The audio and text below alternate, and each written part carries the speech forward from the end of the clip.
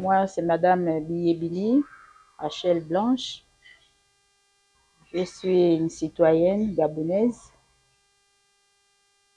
dame de ménage chez un particulier.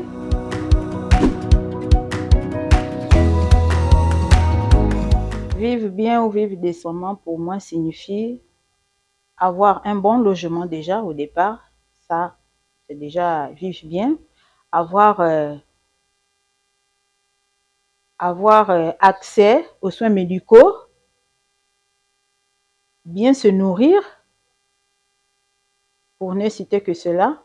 Parce que vivre bien, c'est pas forcément avoir des gros moyens, avoir des grandes maisons, et puis bon, voilà.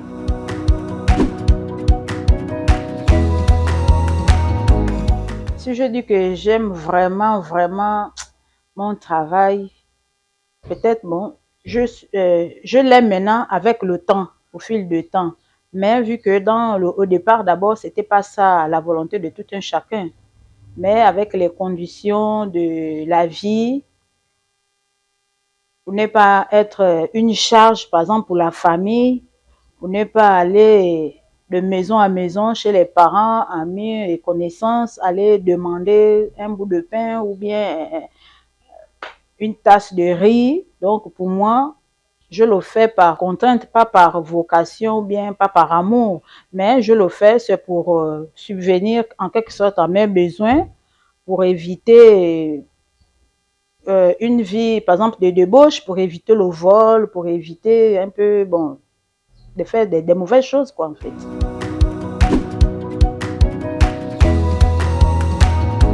On est dame de ménage chez un particulier, c'est pas comme quand vous êtes, par exemple, dame de ménage dans une structure de la place, bien, par exemple, à la fonction publique. Les avantages, on peut dire que dans les maisons là, on n'a pas des avantages là-bas, hein, honnêtement. Le peu qu'on gagne, bon, par exemple, 150 000, et même là, c'est pas tout le monde qui paye même les 150 000. Là, tu peux arriver chez un particulier, on te propose parfois 120 000, 130 000, mais comme tu es dans l'obligation de vouloir avoir quelque chose de toi-même, tu es obligé d'accepter. Mais par exemple, c'est vrai que là où je suis, je suis là-bas, je suis à 150 000, mais ça ne couvre pas, hein, ça ne couvre pas. Déjà, le taxi, déjà, le transport qui est cher, le logement ici au Gabon, c'est vraiment coûteux.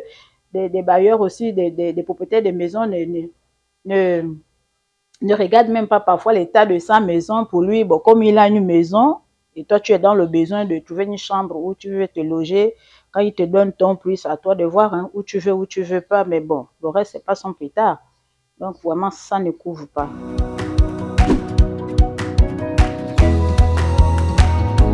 Non, honnêtement, je ne suis pas satisfaite. Vu le travail dur, les conditions, tout ça là dans lesquelles on travaille, vraiment, il n'est pas satisfait. Bon, mais comme on dit, tout le monde aspire au bien-être, hein. Nous aspirons tous au bien-être, avoir un salaire quand même un peu raisonnable, un salaire qui peut te permettre de te prendre en charge avec la vie chère actuellement. Donc les 150 000 qu'on nous donne là, honnêtement, ça ne couvre pas, hein, ça ne couvre pas. Donc on souhaite quand même avoir encore un peu plus, s'ils peuvent ajouter, je ne sais pas, revoir encore, par exemple, au niveau du SMIC, s'ils peuvent encore ajouter quelque chose, augmenter encore, peut-être.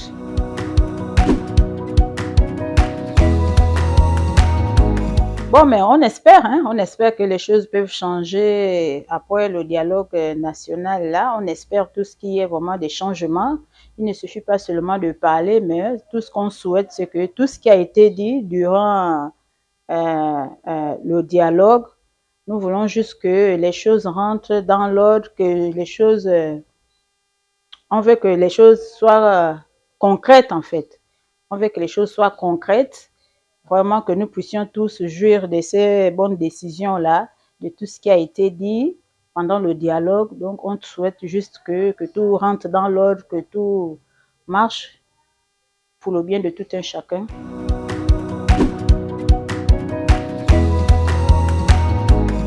Bon, ce que je peux dire comme mot de fin, dire que l'État puisse revoir déjà au niveau de loyer, par exemple, louer, par exemple, ici au Gabon, c'est vraiment, c'est pas donné à la portée de tous.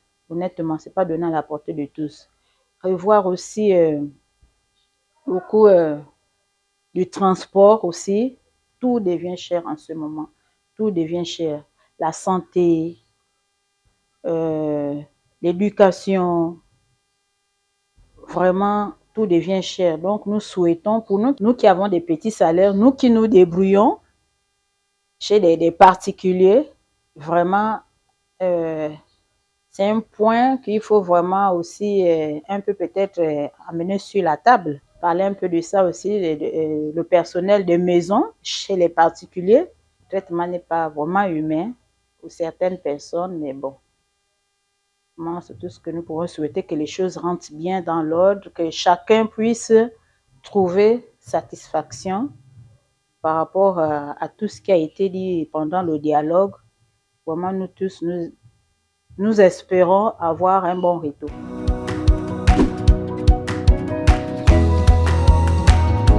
Je me souviens quand même, je travaillais quelque part chez une dame.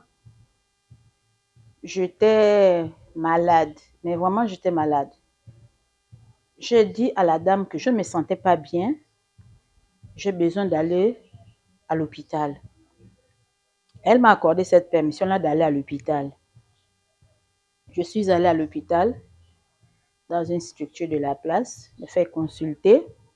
On a trouvé vraiment que j'étais malade. Il me fallait un repos.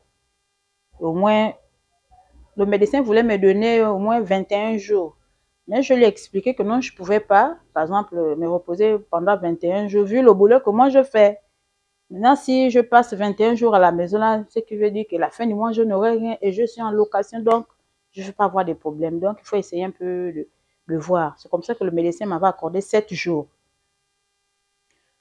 Mais tout ce que je faisais à l'hôpital, je filmais de mon téléphone et j'envoyais à ma patronne les résultats, les examens, les ordonnances, au point où un samedi, elle m'avait demandé de passer sur place à la maison pour venir me montrer, pour aller lui montrer des examens qu'on m'avait demandé à faire à l'hôpital. J'ai pris tous les examens et les ordonnances, même jusqu'au reçu de les quittances de l'hôpital qu'on paye souvent la consultation. J'avais tout réuni. Je suis allée montrer à ma patronne. Bon, pour moi, je me disais peut-être que non, elle demande à voir ça. Peut-être qu'elle veut m'aider financièrement. Je suis allée avec tous les documents de l'hôpital. Je l'ai fait voir. Elle a pris, elle a regardé, elle a regardé, elle a regardé, elle a regardé. Elle a dit, bon, ok. C'est vrai qu'elle m'avait accordé le repos d'une semaine. Je suis restée à la maison pendant les une semaine là pour me faire traiter, machin et tout. Mais quand la fin du mois arrive, ce qui m'a choquée, honnêtement, juste aujourd'hui, ça m'a marqué. En fait, je n'ai pas oublié. La fin du mois arrive, elle me coupe 25 000 francs. Je suis là, je demande, mais madame, le mois arrivé, quand vous m'avez donné mon salaire, vous m'avez coupé 25 000. Je peux savoir pourquoi vous m'avez coupé les 25 000. Oh, écoute Rachel, moi je n'ai pas envie de parler. Hein, parce que toi, depuis là, c'est médecin par-ci, hôpital par-là, patati, patata. Donc moi, écoute, moi je n'ai pas envie de parler. Donc, j'ai coupé le salaire. Et madame, je vous avais demandé la permission. Vous m'avez accordé la permission. Et je suis même venue vous présenter tous les documents de l'hôpital. Bon, maintenant, là, vous coupez 25 000 francs, jusqu'à couper 25 000 francs.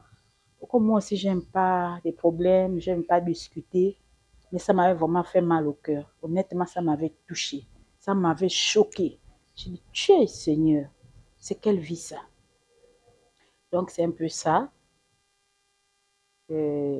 Les difficultés qu'on rencontre dans les maisons, nous qui travaillons chez les particuliers. Il y a d'autres particuliers même, veulent que tu travailles, que tu te donnes vraiment dans le boulot, mais tu ne dois pas manger sans nourriture, tu ne dois même pas boire son eau. Mais la personne veut que tu travailles dur. Mais vous voulez que je travaille dur? Travailler du matin, juste par exemple, on va te dire, le travail c'est 7 heures. On te prend de 7 heures à 17 heures pour 150 000, pour 120 000, pour 130 000. Il y en a même qui te proposent 100 000 francs.